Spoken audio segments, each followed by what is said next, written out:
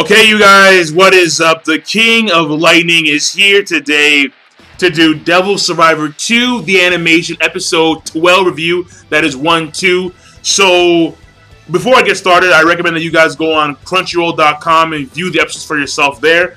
And that's all I can say. So, this week's episode of Devil Survivor 2, the animation. First of all, as you can see here, King of Lightning, nice, clean, got the chin strap going on, nice and shaven, so I'm ready to fly. That's right. Fly like an eagle. That's number one. Number two, this is the second to last episode. So next week is going to be the last episode. And this is going to be, I believe it's called Sunday of Realization Part 1. Obviously, Part 1 means Part 2. And possibly Part 3, but I doubt it. Now, that means that we're going to probably end at episode 13. That's the way it seems. And what I will say, so those are the two things right there, alright? Number one, I'm cleanly shaven. And number two is this is going to be the second last episode of Devil Survivor 2. I believe so. Now, when it comes to the episode itself, the thing that surprised me the most, aside from them going to like Polaris's like dimension, which is like a weird sky realm, and seeing like the world being completely consumed by the void, and Hibiki like literally blitzing out of there last second by using the power of Rumiaku, is seeing that Daichi and Nita, they got voided. That surprised me. I'm not gonna lie. Alcor, I was on the fence about if he was gonna die or not. I wasn't too sure. And what surprised me was that in the entire combat scene between him and Yamato, he didn't summon Bifrost, which to me surprised me. Because Bifrost follows Alcor, so I would assume that he would call upon him in order to assist him in combat, but he didn't do that at all. He didn't do that. But Alcor I was on the fence with. Makoto, I knew she was gonna go out. I knew that she was gonna go out before the Polaris. I had a feeling. I had a gut feeling. I was like, yeah, she's probably gonna die. And lo and behold, she did die while protecting Yamato, which was actually somewhat moving. In fact, Yamato was actually touched, which it was surprising because, and he felt like you could see like he felt pain, emotional pain, because Makoto had just died to save him. And that's the first time I've seen, well, not the first time, but on a rare occasion I've seen him have a sense of compassion for someone who has supported him to get to where he is. On a rare occasion. That's happened a few times before. But in general, he still maintains his stoic nature. So he is true to his character. Now, again, when it came to Nita and Daichi, I thought that those two were for sure gonna be alongside Hibiki as he meets Polaris, but no. In fact, no. Like, they got voided. And the thing about it was that this scene actually had impact, because it was like, we see them getting voided. And as the void is creeping throughout their bodies, and they start to literally lose their memories. They start to forget who they were. They forget who Hibiki is, but they know that here's the end. And then like Nita went out before Daichi did, and then we see like the last essence of her, like her tears, like as they fade out into the void. And then Daichi, he's still talking to himself about how Hibiki, I know he's a friend. What's this feeling? I'm super anxious right now. And then his voice just fades out. So that was like an impact scene. That was like a bam. I was like, whoa. Like that was, yeah, like that really had some impact right there. So, and then like the last scene where, and like there was one scene where literally like beforehand, where Daichi and Nita are protecting Hibiki against the two demons that Yamato had that he summoned against Alcor, those two. I forgot what their names were. But basically, because he had beaten Bene, because he was the one who destroyed the core of the Benetache on that same day, well, basically, it's like, okay, so now he has more power, and thus he can summon higher class demons, which he did so against Alcor. And that's how he actually winds up overcoming Alcor. Because Alcor, he was on pure, like he was dominating. He was pretty much dominating.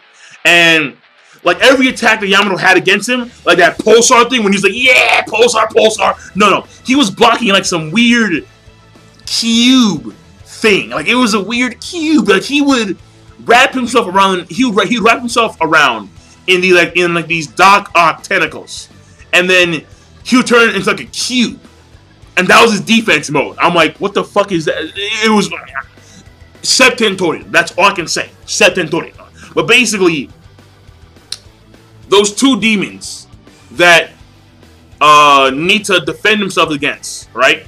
So basically, like Nita used that one demon in Lu, and then they defend against the smaller Yamato demon, and then the other demon was being fought against by Jack Frost, that Daichi had. And then as Hibiki bucks up and he finally comes through with his resolve, and he runs up the stairs to go to the transporter location. The thing about it was that there's a one scene where he gets there and he turns around to see that Daichi and Nita are being sucked into the void. And Byakko is just like giving Daichi, he's giving him like the death stare. Like, yo, you ready to fly? I'm like, dude, like, so I was quite surprised. I'm like, yo, Byakko, like, do you know something that we don't know? I'm like, what the hell? Like, do you know something that we don't know? And maybe not. I'm not too sure. But all I can say is that for sure, when it comes to the next episode, because we see now that Hibiki and Byakko are going to go up against Yamato and Cerberus. Hibiki's going to win. I mean, that's obvious to me, because he's the main character. He is the sparkling one. And the hints were that when it comes to the mindset of Hibiki and Daichi, Hibiki and Yamato, according to Alcor, Yamato thinks in the same notion as Polaris does, which to me I find very intriguing, because Hotsu Yamato's notion is where, like, the talented, they thrive, they are the ones who lead the world, the strong survive, the weak die. And apparently Polaris, the almighty administrative order, has the same notion, has the same logic in its administration of order, which to me I find very intriguing. So, and the whole thing about it is that you would think that because Yamato has the same mindset as Polaris itself, that Polaris would be in favor of Hotsu Yamato. But that's not the case, apparently. So, I mean, but like that's what you would think initially, but that's not the case at all. So, all I can say is pretty much that the final battle, it is in fact to reform the world. That's the way it is, alright? The way it is now is that the world has disappeared, and now it looks like they're going to be reformed. But the way in which it's going to be reformed, we're not too sure. But I do see, and hear me out, this to me I wouldn't like, but I can see it happening.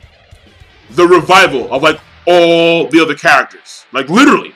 Because when Hibiki does win, he's gonna ask Polaris to revive all his friends and like all their family, and to restore the world to the way it is. But he's gonna tweak a few things in a positive direction in his mind. That's why I see it. I see the restoration of it, because I see it not only being restored, the world, but also reformed in a positive light, where there's more harmony, there's more balance, like certain negative aspects of the world being removed. I can see that happening completely. I can. So yeah, I mean that's why I see things working out. So, but we'll see. We'll see where it goes. Or maybe Polaris says, no, fuck that shit. I'll make a new world, but it's gonna be started from scratch. Like we're gonna start from scratch, and you can be the new god of this world. Like you could be the new. Because I think Polaris is a universal type. Yeah, because I believe that Polaris is like more universal. Whereas, I could be wrong, but the leader of this new world is going to be Hibiki. That's why I see it. Because they have to follow someone, and that someone is probably Hibiki. That's why I see it. But other than that, the fighting between Hotsu Yamato and Alcor, That was pretty solid.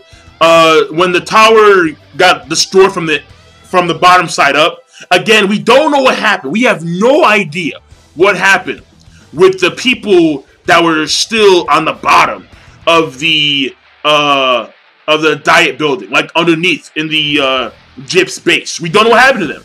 There are people there, and now they're gone. We don't know what happened to them at all. So that's really strange. But aside from that, the fight was pretty good. The impact was there. So overall, the episode, in my opinion, the animation, because it was a dark scene setting most of the time, it was hard to make out what happened.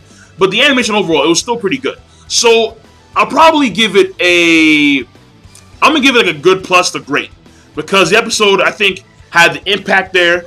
Of course, there's a ton of story progression, obviously, because we were in the second to last episode of the series.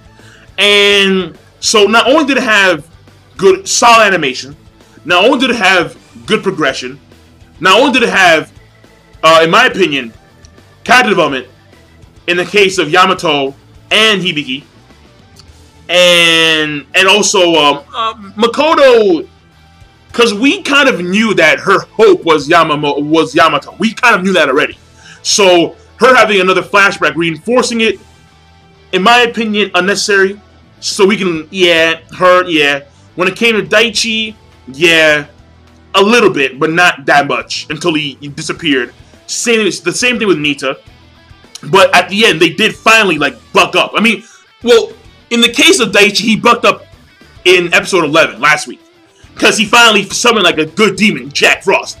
In the case of Nita, she bucked up at the end. She did. She understood that she understood that Hibiki, we did our jobs because you're still alive. So, and that was very nice. So, those two at the end, they did get some character growth because they did finally buck up. And so that was good.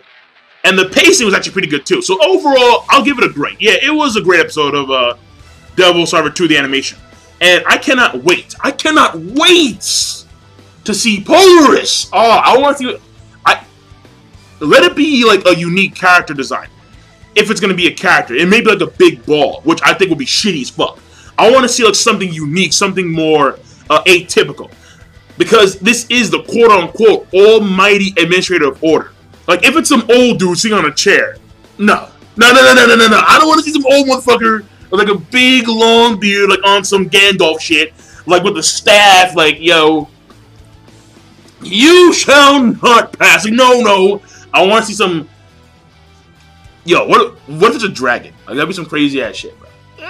Not some fairy tale bullshit, but like an actual like badass dragon. Yeah, like, I don't know. I'm just making speculation here. But basically, I'm done. So overall, the episode rating is going to be great. And because of the things I listed pre-hand. And I'll leave it at that. So King of Lightning, be sure to, of course, rate, comment, and subscribe as always. One episode away from the end. Episode 13 is going to end. At least it should. And we're out. So be sure, of course, rate, comment, and subscribe as always. Peace. Have a nice day.